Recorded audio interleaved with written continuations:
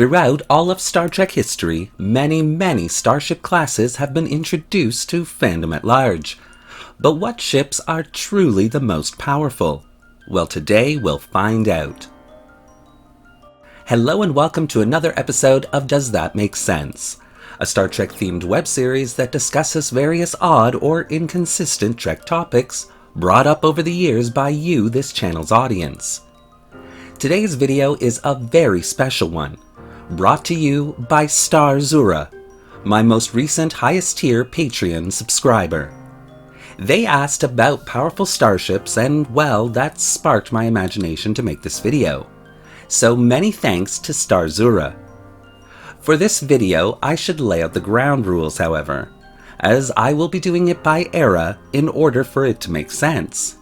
So I will call out a starship class I think is the most powerful in each era, and then rate it based within that era. Also, this video will only be looking at canon starship classes of Starfleet Command. Though I love beta canon, truth is that in the Star Trek multiverse, beta canon is meaningless. So let's get this party started and ask the question, does that make sense? The Enterprise era is of course one of the easiest to figure out. Obviously, the NX class is the most powerful, as it's pretty much the only exploration-style starship Starfleet had at the time. But what's more difficult, and perhaps will be hard for some of you fans to take, is its rating within its own era. Throughout the show, we saw Enterprise getting bashed and beaten quite easily. In fact, if it wasn't for clever tech or convoluted plot points, she probably wouldn't have survived her first year. And so, for the NX class, I'm giving it a power rating of 5 out of 10 within its own era. As for the Discovery and Strange New Worlds era, well, that's far more difficult. Starfleet didn't fare well during the Battle of the Binary Stars, but it did introduce us to a ton of new starship classes. Then of course, there's the Crossfield class itself to consider. After all, it has the Spore Drive. But I think that Season 2 of Discovery showed us that the reimagined Constitution class takes the Jabalian fudge cake. At least at that point in time. She can hold her own against a far larger number of ships. And given her show of firepower, I'm giving her an 8 out of 10 for power rating. Why only an 8? Well, because Strange New Worlds seem to have dialed back the Enterprise's strength, as we see her often taking significant damage. For the TOS and TAS era, of course it's the Constitution class, as we never really saw many other Starfleet classes aside from a few cargo vessels. But because the Constitution class was getting on in age, her rating drops to a 6.5 out of 10. The original series movie era, though starting out with the Constitution class refit as being the most powerful, really it was the Excelsior class that would win the day. Designed as a replacement for the aging Connies, the Excelsior class has ended up here with a rating of 7.5 out of 10 within her own era. And I give her that rating based on the Voyager episode Flashback, as she doesn't seem to be as strong as I would have expected her to be.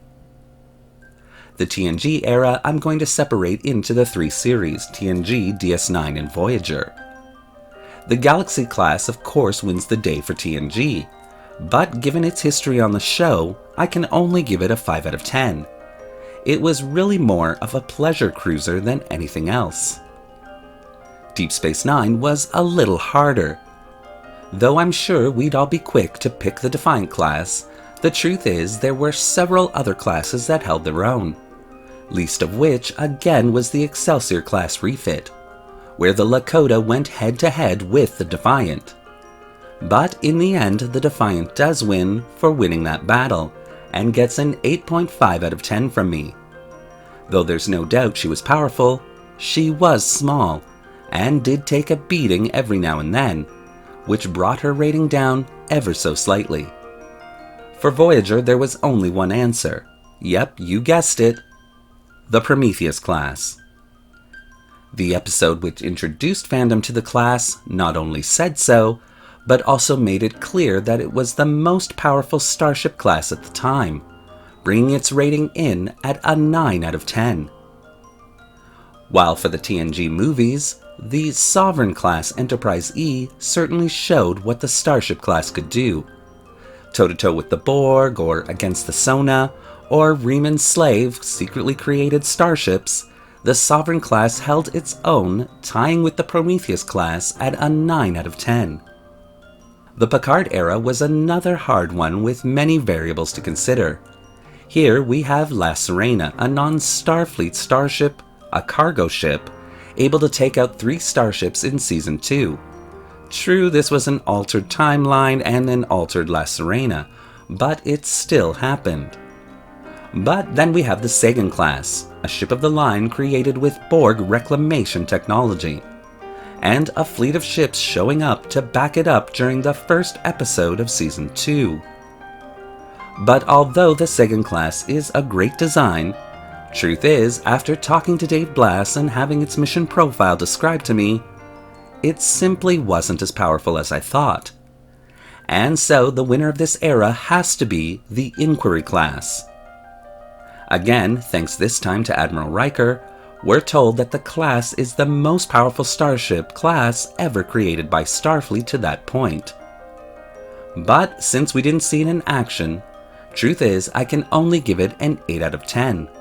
After all, Riker could have been bluffing in order to prevent a war.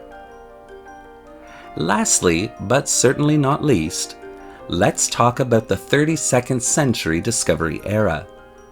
We've seen many a fine class in that century, but which is the most powerful? Well, with the Discovery refit, you probably would think I'd go with her. But no. Is it the 32nd century Constitution class then? Well, no. Though massive and no doubt powerful again, well, I just have to say no.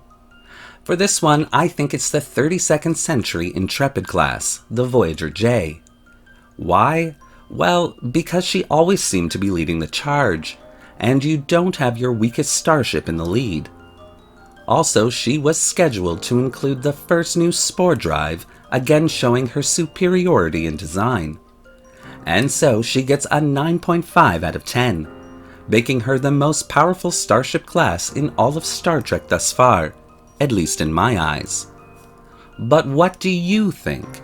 What starship classes in each era would you rate as the most powerful? What starship classes do you wish were more powerful than what they were portrayed as on screen? Well, leave your comments down in the section below, and don't forget to thank Starzura for becoming a Patreon subscriber and inspiring this video. Patreon subscribers are very important to this channel, as it allows me to purchase 3D models and equipment to make these videos better. So, thanks again, Starzura, and I look forward to reading what you all have to say. Live long and prosper.